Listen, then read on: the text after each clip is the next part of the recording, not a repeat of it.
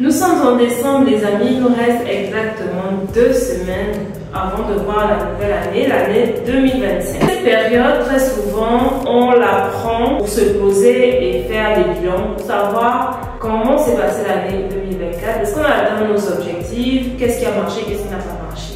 Je profite de cette vidéo pour vous poser la question: comment vous avez passé votre année 2024? Est-ce que finalement vous avez atteint vos objectifs? Est-ce que les plans d'action, les résolutions que vous avez pris en début d'année, ça a marché pour vous? Est-ce que vous avez pris des formations? Vous avez lancé vos business? Qu'est-ce que vous avez fait en cette année 2024? N'hésitez pas à me dire en commentaire. Moi, aujourd'hui, je viens un peu faire un bilan de 2024. Vous avez certainement vu, pour ceux qui me suivent depuis un moment, que je publie de moins en moins. Si je le fais en réalité, c'est pas parce que je vous ai abandonné, loin de là. C'est juste que 2024, ça a été une année très difficile pour moi. Et j'espère que 2024 va tellement vite finir que je pourrai rebondir en 2025. Ces difficultés que j'ai rencontrées cette année m'ont vraiment affecté psychologiquement, autant que financièrement, matériellement. En tout cas, j'ai vraiment eu un gros coup dur cette année et j'étais sur le point de tout abandonner. Mais comme on dit, ceux qui ne nous tuent pas nous rendent plus forts. Donc, après avoir beaucoup déprimé, beaucoup pleuré, abandonné certains de mes projets, certains de mes rêves, je me suis dit qu'il faut que je me relève, qu'il faut que je trouve la force de continuer à avancer. Et surtout, en faisant le bilan de ce qui m'est arrivé, ça m'a permis de ressortir avec des leçons que j'ai apprises et que je vais vous partager dans une série de vidéos. Donc aujourd'hui, on va avoir 2 leçons que j'ai apprises et d'autres vidéos viendront pour compléter ce que je dis aujourd'hui.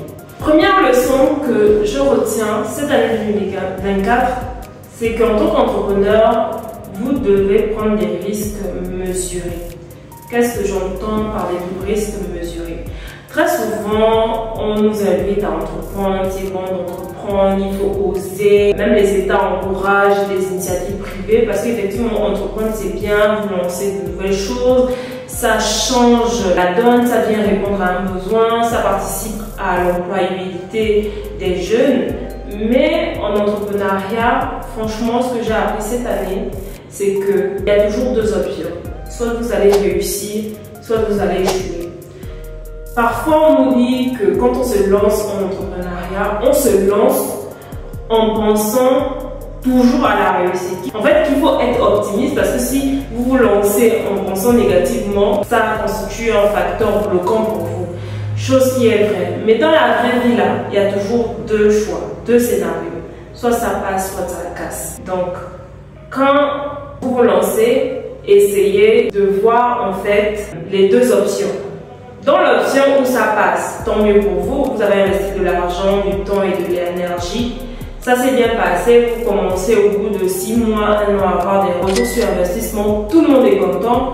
Mais croyez-moi que quand ça casse et que vous avez investi par exemple toutes vos économies, vous vous retrouvez endetté, vous vous retrouvez déprimé et surtout ça peut complètement vous mettre à terre et vous empêcher de continuer votre aventure entrepreneuriale. Donc quand vous allez vous lancer en 2025 sur un projet, par exemple que vous allez investir 40 000 €, posez-vous la question, si ça ne fonctionne pas, si ça ne marche pas, comment vous faites pour assurer par exemple vos besoins au quotidien, si vous avez des enfants, comment vous faites pour assurer leur scolarité, les besoins de la maison, à continuer à payer vos impôts, vos factures, etc. C'est très important de pouvoir au moins avoir un plan B au cas où ça ne marche pas. Dans une précédente vidéo, je vous ai déjà expliqué ce qui m'est arrivé. J'ai quitté la France dans l'objectif de pouvoir lancer un business en Côte d'Ivoire dans l'import-export. Donc, c'était précisément concernant la négoce des produits agricoles et particulièrement l'anacarde. Donc j'avais commencé par l'anacarde. Je me suis dit avant de faire l'export, puisque c'est un marché que je ne connais pas vraiment, je me suis dit que je vais commencer localement, histoire de bien maîtriser la chaîne de valeur et ensuite je vais exporter. Ça, c'est vraiment pour vous les illustrer ce que je vous explique là, parce que je pense que ça peut aider un entrepreneur à ne pas faire les mêmes erreurs que moi et à se retrouver dans une situation compliquée en 2025. Donc, j'ai trouvé des partenaires que je pensais être sérieux, sauf qu'ils m'ont arnaqué. J'ai déjà fait une vidéo sur ça. Si vous voulez, allez-y la regarder pour comprendre un peu l'histoire. Sinon, la vidéo présente sera trop longue. Bon. Pour faire clair, j'ai investi, j'ai fait des erreurs et ces personnes se sont volatilisées dans la nature avec mon argent, toutes mes économies. Et je me suis retrouvée en soi à faire beaucoup plus de temps en Côte d'Ivoire que ce que j'avais prévu, parce qu'en venant, j'avais prévu faire 3 mois, mais depuis mars je suis là, donc ça fait à peu près 8 mois que je suis là et que j'espère pouvoir mettre la main dessus pour récupérer mon argent et repartir en France. Ce projet-là, j'y croyais vraiment, j'ai mis tout mon argent et le pire dans tout ça, c'est que j'ai investi aussi avec d'autres personnes, des personnes qui m'ont fait confiance. Malheureusement, ça ne s'est pas passé comme prévu. Donc au finish, je me retrouve avec tout mon optimisme qui est revu à zéro, parce que j'ai été très déçue de comment ça s'est passé sur le terrain. Je m'attendais vraiment, alors là, vraiment pas à ça. Je suis déçue de moi-même parce que j'ai minimisé certains risques, parce que j'étais vraiment très enthousiaste. Je me suis dit, je ne veux pas me lancer en me disant que ça ne va pas marcher. Honnêtement, si c'était à refaire, j'aurais fait les choses différemment et peut-être je n'aurais pas aussi impliqué dans cette affaire d'autres personnes qui ont cru dans ce projet et qui ont investi avec moi. Vous voyez, donc quand vous vous lancez en entrepreneuriat, vraiment prévoyez l'option au cas où ça ne marche pas. Est-ce que vous pourrez continuer à vivre convenablement? Est-ce que vous aurez la possibilité financière mais aussi psychologique de continuer de vous relancer sur autre chose, ou bien de continuer le business en faisant des choses différemment? Ça, c'est très très important. Il y a des choses qui arrivent dans la vie que l'on ne prévoit pas. Il y a des scénarios qui nous tombent dessus comme ça. Donc, je pense que autant un entrepreneur, c'est quelqu'un qui est persévérant, qui est résilient, mais c'est aussi quelqu'un qui prévoit un plan B au cas où ça ne marche pas. Peu importe le niveau de business dans lequel vous souhaitez vous investir en 2025, s'il vous plaît, pensez toujours aux deux options. Ça marche, voici comment je vais évoluer, faire évoluer mon business. Si ça ne marche pas, voilà comment je vais pivoter, voilà comment je compte m'en sortir le temps de reprendre financièrement pour pouvoir relancer la machine. Ça, c'est vraiment très très important et je pense que sur ce point, j'ai pris en maturité parce que maintenant, avant de faire un petit pas, je jauge un peu au niveau de ma balance pour voir si le risque est beaucoup trop grand afin de minimiser les investissements que je fais dès le départ. Et donc, la deuxième leçon, c'est un peu la conclusion, sinon la conséquence de ce que je vous ai expliqué précédemment.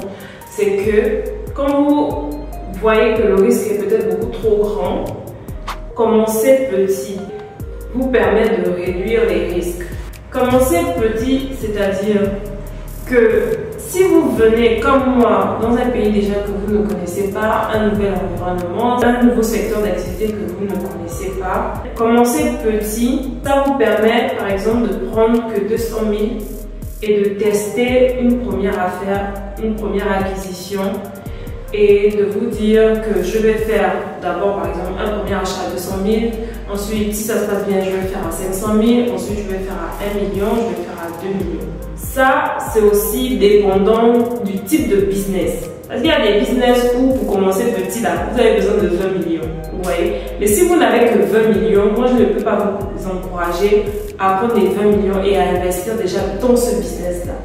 Choisissez d'abord un business qui demande pas trop de capital au départ, par exemple comme la prestation de services.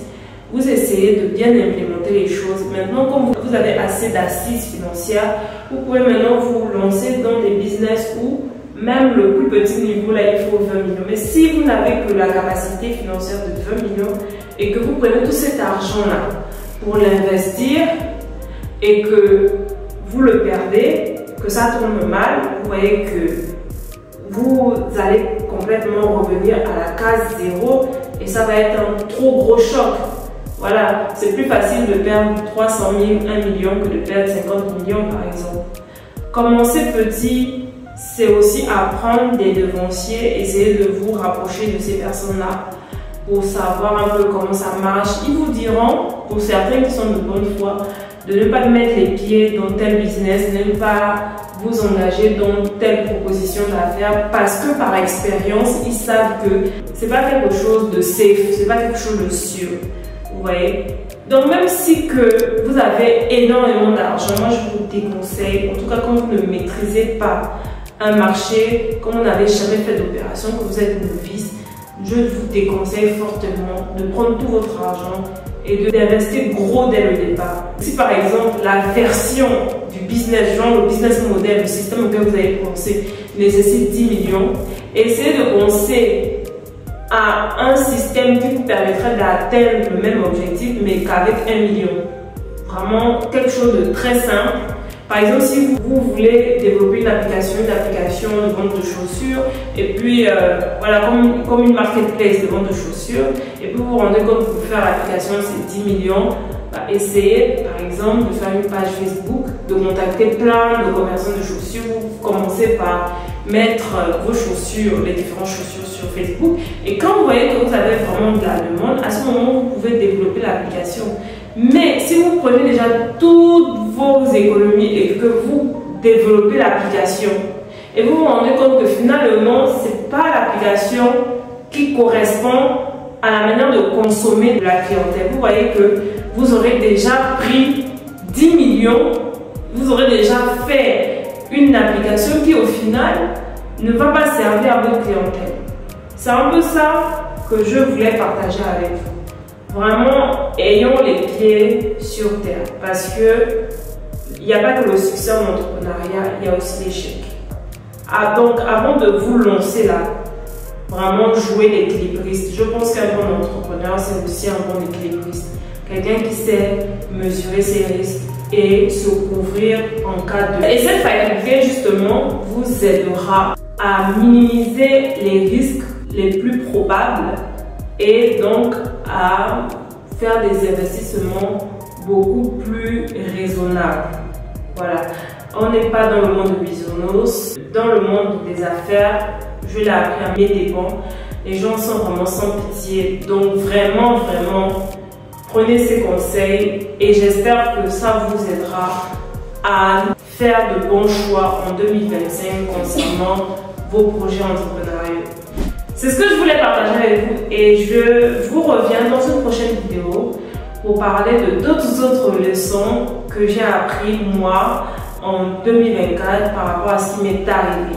Donc n'hésitez pas à me dire vous comment ça s'est passé votre année 2024, si vous avez eu aussi des expériences assez difficiles comme moi, est-ce que vous avez eu des leçons particulières que vous aimeriez partager avec la communauté, n'hésitez pas à me dire dans les commentaires et je vous dis à très bientôt pour une prochaine vidéo.